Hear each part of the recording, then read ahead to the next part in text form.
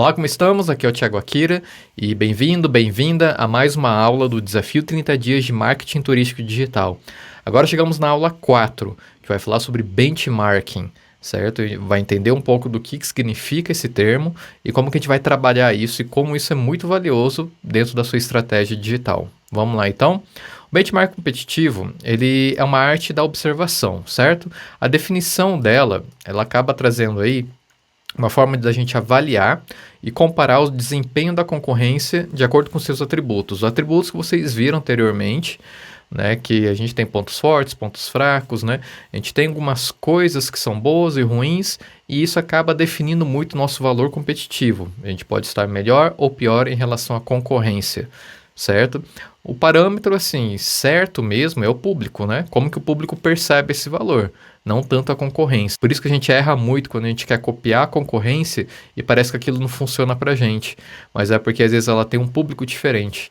Então, a gente tem que saber lidar, não somente olhando para a concorrência, mas logo em seguida a gente vai ver sobre públicos também, como esses dois fatores são importantes. Então, não defina apenas olhar para a concorrência como um ponto de referência, certo? Mas é um ponto muito importante. Então, observar e analisar a concorrência e busca constante por evolução. Essa forma da gente olhar não é olhar e copiar, é olhar e ver como você pode melhorar, certo? Então, ela nunca vai ter essa intenção de fazer igual, porque se for apenas por fazer igual, você não vai ter nenhum diferencial competitivo. Então, é preciso entender que os objetivos e metas precisam estar claros para definir o que vamos olhar como ponto de referência. Se você não definiu ali atrás, na aula 1, na aula 2, quais são os seus objetivos e metas, você não vai saber por que você está olhando a concorrência. Você vai procurar algo que você não sabe o que e você vai definir isso como uma referência. Então, não é o ideal. Se o seu objetivo é vendas, é melhorar as vendas, você tem que ver para a concorrência onde eles estão acertando com as vendas. Se é um posicionamento para determinado público, como eles estão se posicionando para aquele público e como você pode extrair algo daí e fazer melhor. Então, se você não tem claro, você vai olhar para qualquer coisa. Ah, ele colocou agora um fogão novo. Vou lá e vou comprar o fogão novo. Ah, ele foi lá e contratou 5 novos agentes. Eu vou contratar também 5 novos agentes para minha agência. Não é isso a referência se não estiver de acordo com seus objetivos e metas, certo? E esse é o terceiro pilar da estrutura ideal para seguir com as estratégias. Então, a gente começou com alguns pilares, sabendo que a gente tem toda essa primeira semana de pilares para estabelecer realmente a base, a estrutura que vai sustentar toda a sua estratégia digital. Se algum desses pilares não estiver construído de acordo com o que você quer, a chance de dar errado é muito grande. Por isso, a primeira semana ela define realmente se as suas estratégias vão dar certo ou não. Sem elas, você vai ter um grande risco de falhar, certo? Então, vamos lá, referências. Definir referências até se tornar uma também. Então, quais são suas referências do mercado? Seja concorrente direto, seja de outros mercados, seja de outros segmentos, né? Aqui, o que é referência para você em conteúdo, em estratégias de anúncios, em públicos, posicionamentos de públicos, né? Não necessariamente precisa ser um concorrente direto com você, mas quais são suas referências? Aquilo que você fala, idealiza, eu quero ser igual ou melhor do que aquele. Isso aí já é bom você definir, porque já é um dos parâmetros de benchmark positivo, de coisas positivas que você quer extrair e alcançar. E lembrando de novo, não é copiar, é definir parâmetros de evolução. Como que eu posso melhorar cada vez mais, certo? O que fazer ou não fazer de acordo com as referências existentes no mercado e adaptá-las à sua realidade e necessidades. Então, a partir do momento que você extraiu, né, as melhores coisas das referências que você viu por aí, como você vai adaptá-las para a sua realidade. Porque às vezes uma realidade de São Paulo, num grande centro, e você é do interior, às vezes aquela realidade não vai funcionar para você, mas você não precisa jogar fora, você pode adaptar para a sua realidade. Então você tem que ter também essa fase de amadurecimento, né? Não simplesmente descartar porque aquilo só funciona lá e aqui não vai funcionar, não. Às vezes uma fórmula que pode funcionar e ser reaplicada na sua realidade, né? Só que você precisa traduzir isso daí. E é aí que mora um pouco do DNA da sua empresa, é aí que mora um pouco da sua percepção de mercado e seu valor. E aí vamos partir para os lembretes, né, de sempre, pegar papel e caneta para anotar, abrir o seu bloco de notas no computador, no celular, vamos anotar tudo que vier de insights para a gente não esquecer. No final vai avaliar essa aula para poder aí saber se você está gostando ou não e se eu posso melhorar isso cada vez mais. Enviar suas dúvidas pelos comentários aqui embaixo, é muito importante. As dúvidas ajudam demais, sempre me ajudam e eu leio todas e respondo sempre que possível, ou no mesmo dia, no máximo no dia seguinte. Sempre que terminar um vídeo, marque que já assistiu a aula para receber o certificado no final. Então, para quem quer o certificado, sempre bom no finalzinho de cada aula marcar que já assistiu a aula. E você também pode assistir pelo celular, pelo tablet, porque ele é totalmente responsivo à nossa sala de aula. Então, com isso, fica bem flexível para você assistir na hora do almoço, antes de dormir, ao caminho do trabalho, qualquer lugar você vai conseguir assistir. Agora a gente entra em posicionamento, certo? Então, quando você faz um benchmark, você também está de olho no que a concorrência tem e como você pode melhorar isso e ganhar aí o seu diferencial. Então, o diferencial e posicionamento da sua empresa quase sempre surge ou se reforça a partir desse exercício de benchmarking. Porque a partir do momento que você vai coletando informações de como a concorrência se posiciona, você vai entendendo o seu lugar nesse mercado. Se você está muito para trás, se você está nivelado, se você está muito para frente, ou o que você precisa fazer para ir mais para frente. Então, isso aqui vai te dar muita informação estratégica. E é uma maneira de manter o radar ligado e a cabeça em constante funcionamento. Então, quando você olha muito por benchmark, também não é para ficar louco pensando só nisso, mas você começa a perceber que você sempre vai estar num ritmo muito mais acelerado do que não olhar. Então, você vai ver que a sua concorrência se mexeu, então você já vai se predispor a acelerar também. Se você não olha, quando você, de repente, pisca, parece que a concorrência já está lá a 10 passos na sua frente. Então, para evitar isso, olho no benchmarking é muito importante. E aí a gente segue para SWOT da concorrência. Lembra que a gente fez na aula anterior sobre análise SWOT? Pontos fortes, fracos, oportunidades, ameaças. Você vai fazer o mesmo exercício, só que aplicado para a concorrência. Você vai ver quais são as forças do seu concorrente 1, 2, 3 e 4. As fraquezas deles, as oportunidades que eles estão surgindo para eles e as ameaças também, que podem afetar eles. Porque uma ameaça para o seu concorrente é uma oportunidade para você. E uma oportunidade para o seu concorrente é uma ameaça para você. Então, essa balança vai te ajudar muito a entender, né, em que lugar do mercado você está e para onde você quer chegar. E aí a gente tem uma tabela de pontos de comparação. Eu fiz algo bem simples, mas você pode fazer isso muito melhor, tá? Mas para quem está começando já é o suficiente. Como que funciona essa tabela de comparação? Você vai pegar uma coluna com o seu concorrente, né? Primeiro começa com a sua empresa, depois seu concorrente 1, 2, 3, 4 e quantos você considerar. Não é bom abrir tanto, porque senão você vai concorrer, vai trabalhar, vai gastar muita energia procurando pessoas que nem estão ali entre os top melhores empresas do seu segmento. E aí, de repente, não vale tanto a pena gastar energia com isso. Tá? Também não é ignorar 100%, mas senão você vai perder muito tempo aí nessa etapa. Então, você vai pôr aqui, por exemplo, eu montei uma tabela simples, critérios. Você está levantando qual critério? Critério, qualidade do site, por exemplo. Vamos lá, qualidade do site. E aí você vai pôr aqui, sua empresa tem uma nota de 0 a 10. Bom, meu site ele não está tão bom assim, nota 4, porque ele precisa melhorar muito. Tanto que, quando você percebe isso, quer dizer que isso vai entrar em uma das suas ações, né, estratégicas aí para melhorar. O seu concorrente 1, poxa, ele é um cara que entrou agora no mercado, mas o site dele está nota 9, tá? Não está 10 porque falta alguma coisinha, outra, mas, pô, ele já está na sua frente. Então, você já entendeu, né, que você não está aí na frente do mercado. Aí daí tem outra nota 7. É bom, mas não é ótimo. Então, bom, de 3 concorrentes aí, né, de 3 players do mercado, você está em terceiro lugar. Então, isso começa a te dar uma referência para entender em que lugar do mercado você se encontra e quem você precisa começar a ultrapassar para chegar lá no primeiro lugar, que eu acho que todo mundo quer o primeiro, né? Tem aqueles que se contentam com o segundo, o terceiro. Na verdade, o primeiro, o segundo ou o terceiro não importa. O que importa é seu faturamento, se você está satisfeito com isso, está pagando suas contas, está tendo um lucro saudável. Então, de repente, isso para alguns é mais que o suficiente. Então, aqui você vai pondo isso, os critérios. Produtos, né? Qualidade do produto, ou produto X, produto Y. Você vai colocar aqui, é preço. Preço, melhor preço é a empresa, é o concorrente 2. A minha é o segundo melhor preço. E aí você vai definindo essas referências para você entender. Não quer dizer que o que tem melhor preço, agora tem que bater ele. Não, senão você vai entrar numa guerra de preço aí que de repente é até perigosa.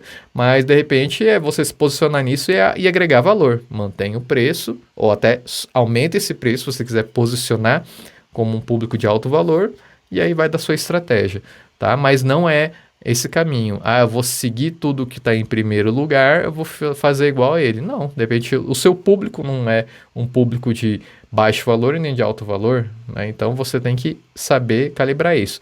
E aí no final você põe uma média geral de cada empresa. Ah, na minha média aqui deu nota 7, somando todos os pontos, dividindo pela quantidade de critérios. Ah, o concorrente 1 deu X. Então, pela média geral, é interessante para você ver que num somatório de todas as forças e fraquezas, né, quem está melhor posicionado no mercado e quem é uma potencial ameaça no meu mercado, certo? E a posição só para colocar quem está em primeiro, segundo, terceiro, baseado na média geral. Então, você é um ponto de referência para você começar a trabalhar e desenvolver esse mercado, certo? Então, de forma básica, é isso, uma forma básica de ter uma visão de mercado dos seus concorrentes. Vamos definir algumas etapas, certo? Para você começar esse exercício de benchmarking, você vai passar por essas etapas.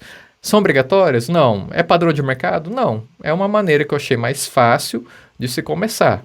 Tem formas mais evoluídas de fazer isso, mas para quem nunca fez esse exercício, isso aqui já vai ajudar bastante. Então, o primeiro passo é definição de parâmetros.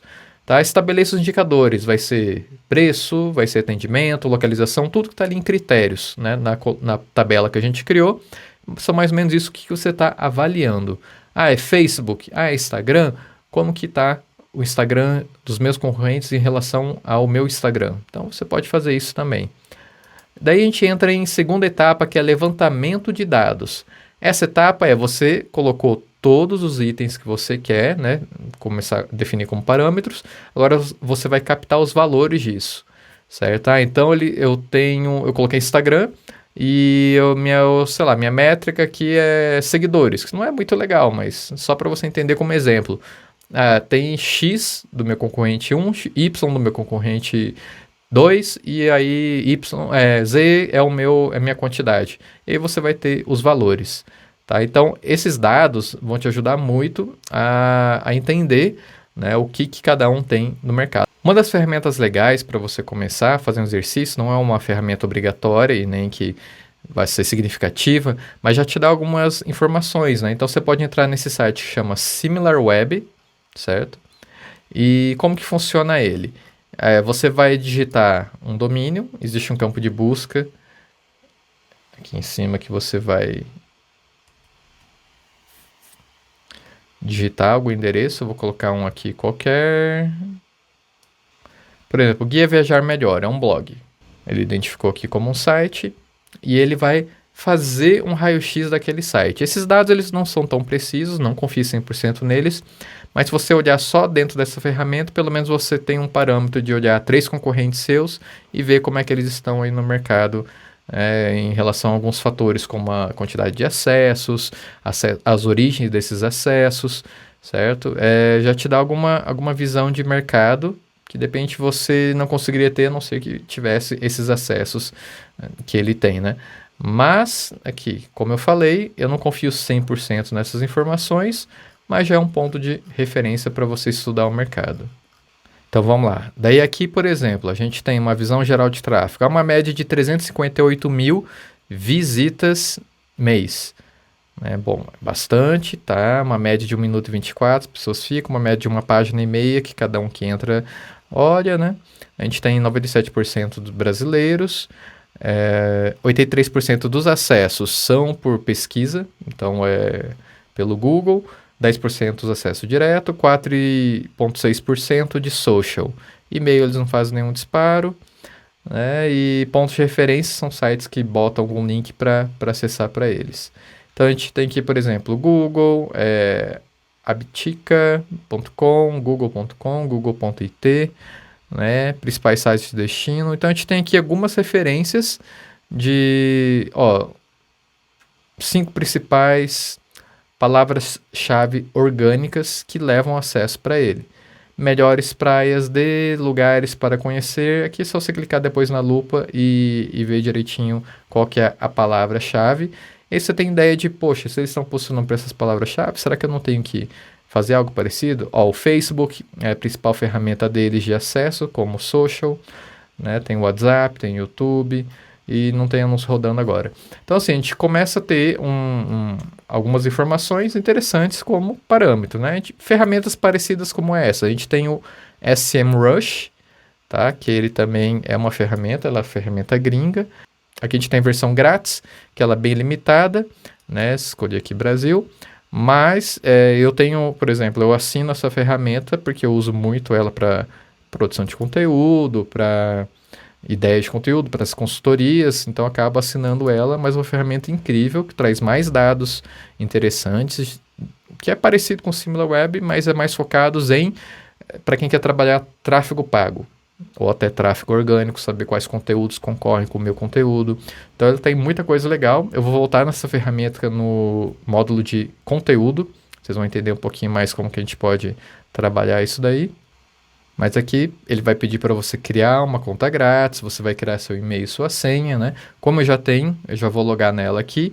Eu vou colocar, na verdade, a minha conta free, que eu tenho outro e-mail, só para vocês verem qual que é o nível de informação que vocês têm sem precisar pagar, porque não é uma ferramenta barata, certo?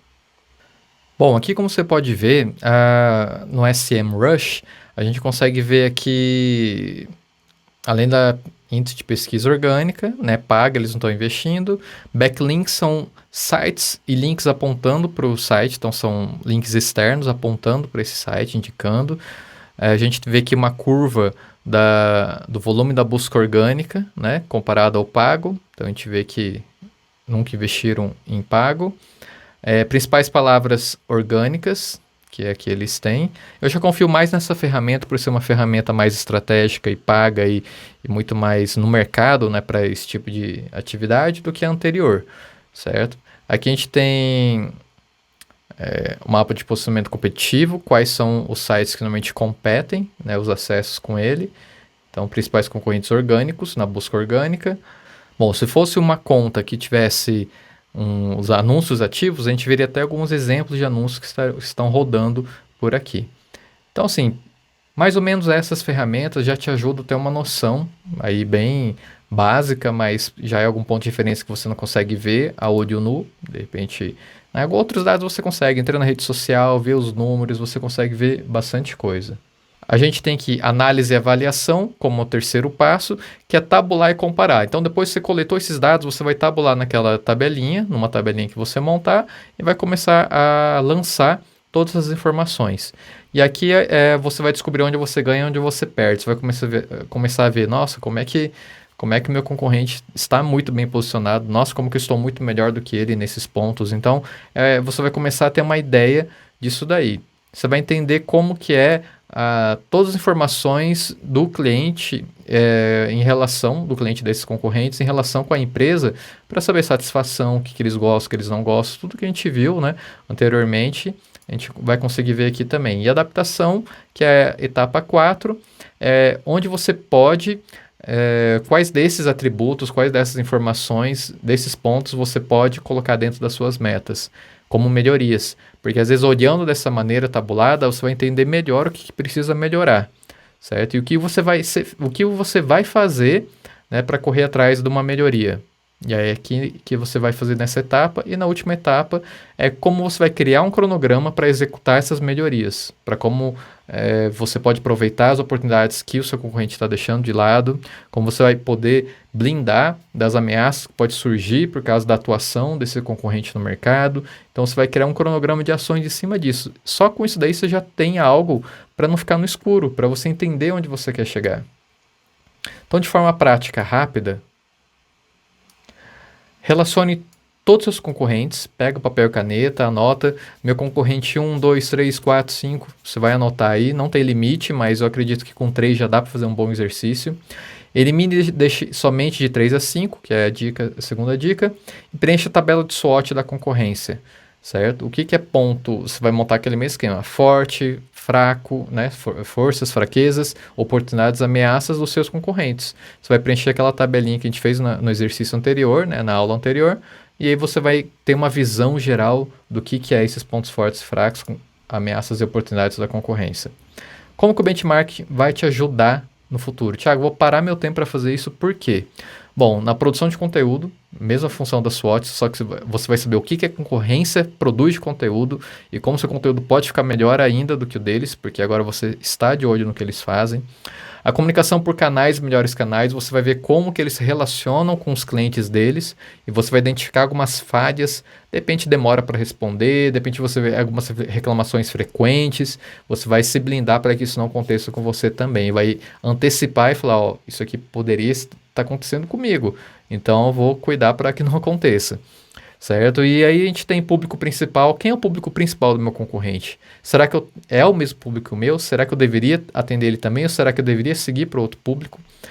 Melhorias no site, ou quando você olha o site da concorrência, você vai olhar para o seu de uma maneira muito melhor. Estratégia de anúncios, você vai ver como que eles trabalham anúncios, certo? Quando a gente entrar no módulo anúncios, vocês vão ver algumas ferramentas de como ver quais são os anúncios ativos da sua concorrência, seja em qualquer rede que for, como que eu consigo ver o que ele está fazendo e poder fazer melhor do que ele. Destacar ainda mais os seus pontos fortes. Se você vê que eles estão pecando em alguma coisa e o seu ponto forte é gritante, muito melhor, então você tem que se aproveitar mais dele, porque as pessoas vão estar procurando empresas que consigam atender o que as outras não conseguem atender. Evitar errar como a concorrência, né, super válido. O posicionamento, você vai entender como eles se posicionam, se você vai concorrer esse mesmo espaço, esse mesmo lugar ao sol, ou se você vai construir o seu próprio.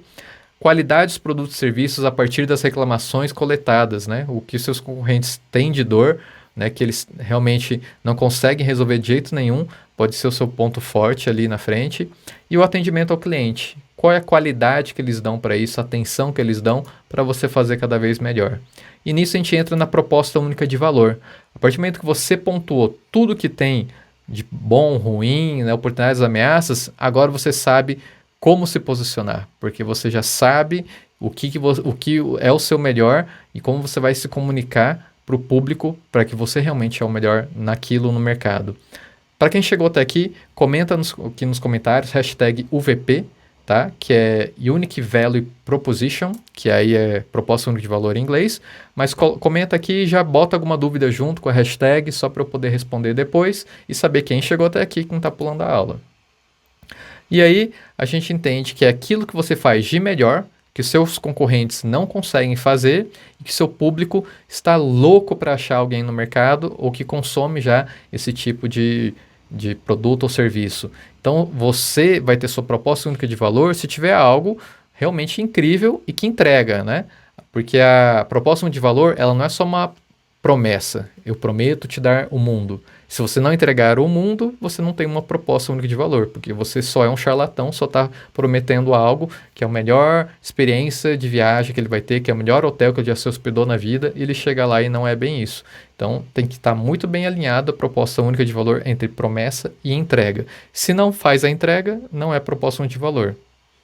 E não é proposta única de valor se você tiver a entrega, mas não souber se comunicar e passar essa promessa para frente.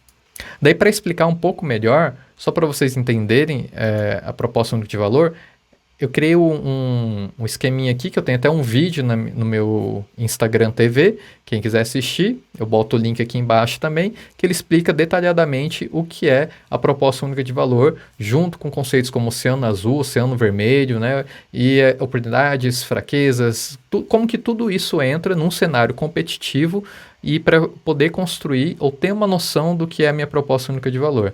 Então, aproveita, assiste aqui embaixo, eu vou deixar o link e não perde a chance de entender melhor como é construir uma proposta única de valor.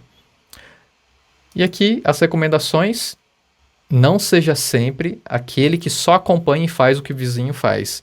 Então, às vezes você está olhando o jardim do vizinho, olha que bonito, vou fazer igual, e aí você não tem diferencial nenhum. Você vai dividir, né, o mercado com essa pessoa e às vezes se você não tiver força para concorrer com ele, você vai perder o mercado. Aproveitar oportunidades precisa ser mais forte do que somente observar. Porque tem aqueles que só ficam olhando, olha o que o fulano está fazendo, nossa, olha o que ele fez agora, nossa, eu não faria isso se fosse ele. Você só está ali observando e não está tomando ações em cima disso. Então você precisa sair dessa etapa de só olhar e apontar e realmente fazer. Crie sua própria identidade, a sua proposta única de valor e evite copiar. tá? Evite cópias. O que a gente menos quer como consumidor é consumir cópias. Então, assista o vídeo de proposta única de valor. E o objetivo não é fazer igual e sim superar. O seu objetivo com o benchmarking é: eu quero ser melhor do que todo mundo. Agora que eu sei, né, o que é bom, o que é ruim de todos, eu vou fazer melhor ainda. E além de ter claro o que melhorar, tenha bem claro o que não fazer, tá? O que evitar. Então, a partir dessa análise que você fez, você já sabe claramente que o que o seu concorrente faz de errado, você não pode fazer também dentro da sua empresa. Então, evite ao máximo cometer os mesmos erros, porque aí, além de não ter diferencial, você vai ser igual nos erros e nos problemas. E uma conclusão, então, só para encerrar, o benchmarking é isso, é uma forma de você observar, análise SWOT, né, de uma forma resumida, os seus concorrentes e como você aproveitar e melhorar. Não é só análise SWOT, são vários outros fatores, mas para quem está começando, isso já é muito valor, já é muita informação para você trabalhar. Vai aplicar isso agora no seu negócio, faça atividade, né? O que eu coloquei ali para cima está válido para você exercitar. E aí vale reforçar que não adianta a gente seguir para execução sem a gente definir todas essas aulinhas. Todas as aulinhas que a gente está fazendo aqui da primeira semana são significativas. Imagina quem chegou até esse ponto aqui, se você já tivesse começado em ferramentas, em redes sociais, em conteúdo, sem elaborar tudo isso. Olha quanta coisa que você deixou para trás e que você ia ficar com a corda no pescoço ali para frente, certo? Então, não esqueça, deixe sua dúvida aqui embaixo, comente, tá? E eu vou ficar muito feliz em poder responder todas as suas dúvidas. Um grande abraço e até a próxima aula.